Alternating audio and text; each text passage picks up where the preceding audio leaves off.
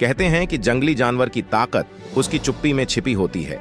इसका अर्थ यह है कि आज के द्वार में हर देश को अपनी भौगोलिक स्थिति और आसपास के देशों के आंतरिक हालात पर पैनी नजर रखनी चाहिए।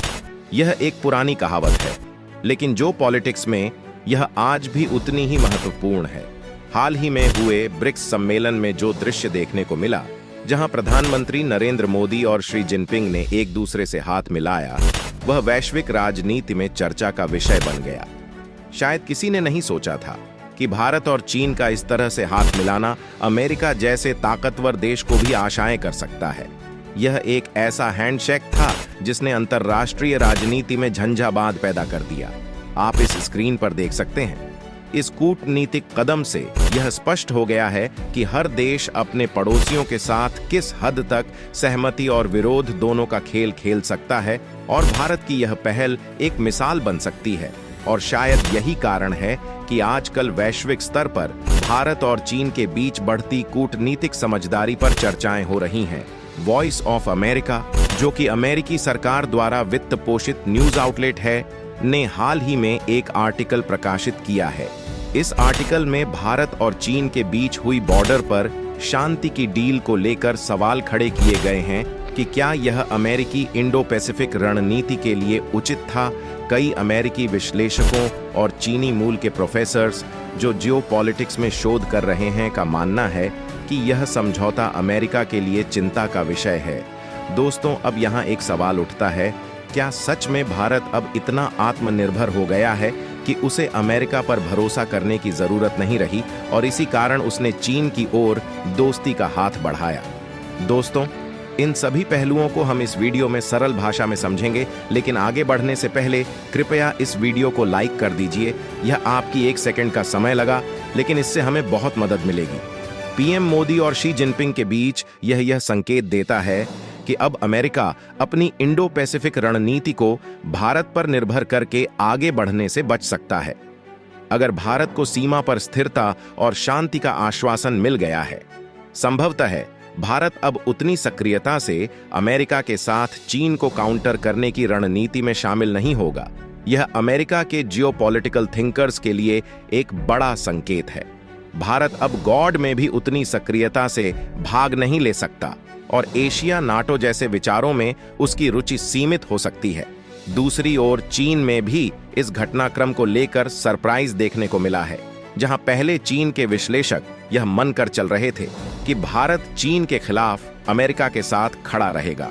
अब पीएम मोदी और शी जिनपिंग के इस हाथ मिलाने ने चीन में कूटनीतिक सोच को जाग छोड़ दिया है।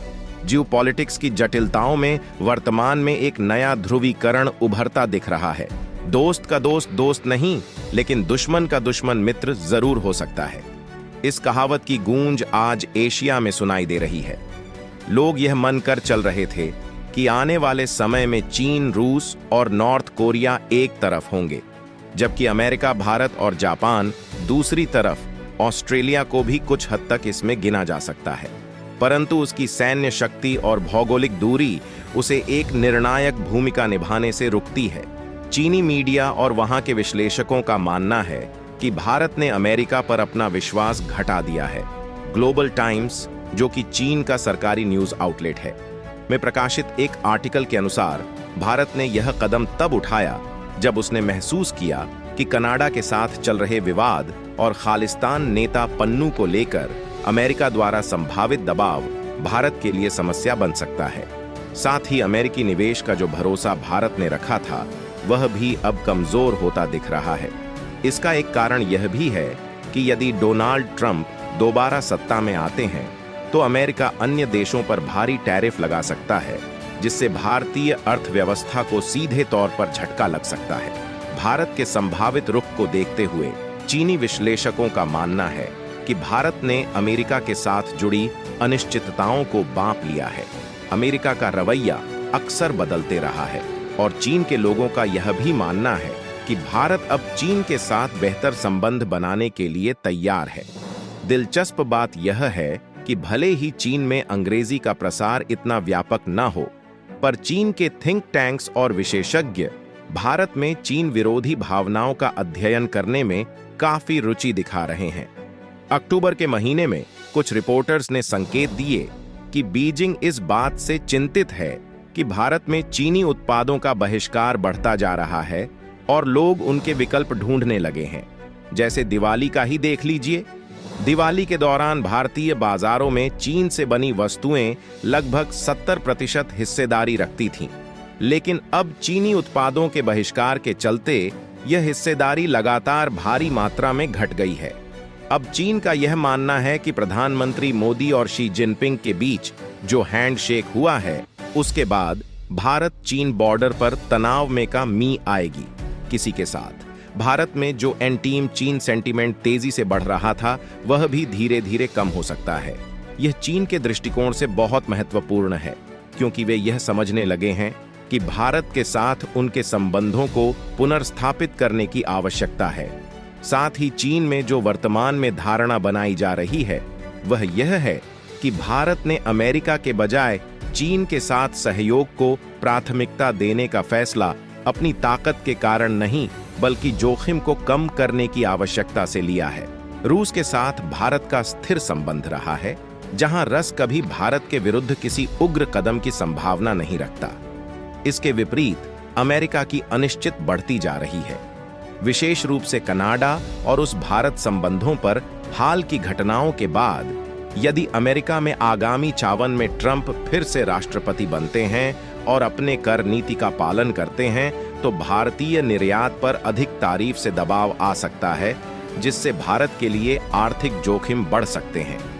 इन सभी घटनाओं को देखते हुए भारत ने अपनी विदेशी नीति को जोखिम कम करने के आधार पर पुनः संगठित करना शुरू कर दिया है। चीन में यह महसूस किया जा रहा है कि भारत अब अमेरिका के साथ अपने रिश्तों की स्थिरता पर सवाल उठने लगा है और अमेरिका करने का अवसर लाभदायक हो सकता है।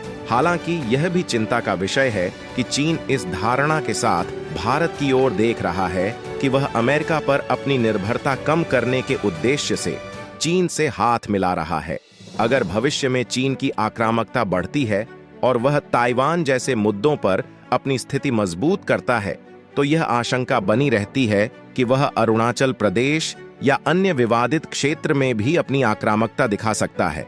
मतलब दुनिया बहुत स्वार्थी है दोस्तों। यहाँ कोई किसी का सगा नहीं होता। सबके रिश्ते जरूरत के आधार पर होते हैं। जैसे ही उन्हें मौका मिलेगा, वे किसी भी समय आपको नुकसान पहुंचाने में पीछे नहीं हटेंगे। तो दोस्तों, आपका क्या ख्याल है?